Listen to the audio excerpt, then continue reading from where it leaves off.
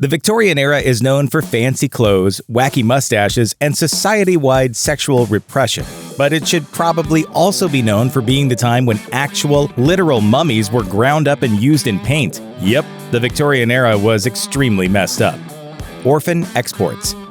If you've ever seen any Victorian period piece, you've seen the adorable but filthy children that live in the streets, picking pockets and causing a general sort of trouble. The plight of orphan children was very real. An estimate suggests that there were around 30,000 children living on the London streets in 1869. So, what was Victorian England to do? Round them up off the streets and send them overseas to work as farmhands or servants in British colonies, of course. Between 1870 and 1914, 80,000 kids were sent just to Canada, while plenty more orphans were shipped off to Australia and New Zealand. Even worse, the agencies that mailed these kids overseas as indentured servants rarely followed up on them, and the children's lives rarely improved as a result. Surprise! Going crazy in a sane world.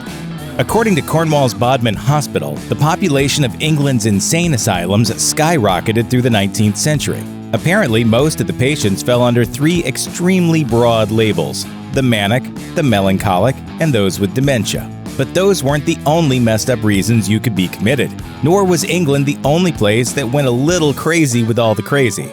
West Virginia's Trans-Allegheny Lunatic Asylum's records of common causes of mental illness for patients admitted between 1864 and 1889 reads like either a college student's to-do list or a really good Friday night. On their list were offenses like laziness, novel reading, superstition, an immoral life, and intemperance, along with every single kind of self-pleasure you can imagine. Women weren't left out either, and there are some equally bizarre possible causes of mental illness. Those include things like imaginary female trouble and hysteria, along with rumor of husband murder and fits and desertion of husband. Yikes. Pretty poison. Standards of beauty might change from generation to generation, but Victorian beauty routines read like something out of a chemistry textbook, specifically the part near the back where they list all the stuff that'll kill you. White skin was all the rage, and women achieved that by washing their faces with ammonia, then covering them with lead-based paint. Meanwhile, Sears and Roebuck sold a product called Dr. Campbell's Safe Arsenic Complexion Wafers. Yes, they were made of arsenic, and yes, women were instructed to eat them. And no, they were almost certainly not safe. And if you were unlucky enough to have thin eyebrows and eyelashes, a nightly smear of mercury could help with that.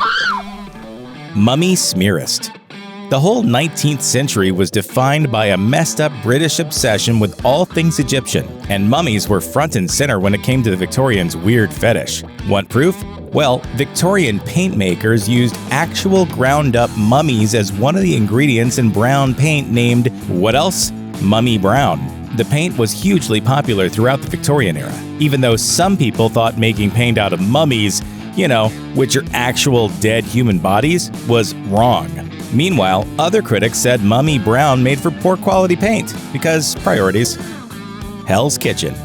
The Royal Society of Chemistry says food safety and industry regulation really got its start in the Victorian era thanks to the tendency to use potentially deadly additives. Chalk and alum were sometimes added to dough to make bread whiter, and it wasn't unheard of to have things like pipe clay, plaster of Paris, or sawdust added to the mix. Brewers sometimes added strychnine to their beer so they could cut back on hops. And lead was everywhere. Lead was added to cheese, cider, mustard, wine, and candies. As for Victorian ice cream, the stuff you'd get on the street sometimes wasn't made with milk, but just a water and chalk mixture. The Abode of Love was a crazy cult. The Victorians have a bit of a reputation as being at least slightly repressed. Wish I could share your optimism. Oh, excuse me. So you can only imagine what most people must have thought when a crazy free love cult popped up in Somerset, England in 1846. The group was founded by Henry Prince, a one-time Church of England clergyman who started recruiting followers, mostly rich unmarried women, by convincing them to donate all their cash to him so that he could build what he called the Abode of Love. That abode happened to consist of a group of cottages protected by a 12-foot wall. From there, Prince moved into a 16-bedroom house, And while he insisted on chastity and abstinence from his followers, he was getting busy with members of the community in very public ceremonies he claimed were completely necessary. He also insisted that he was immortal, until he died in 1889. Not so immortal, huh, dude?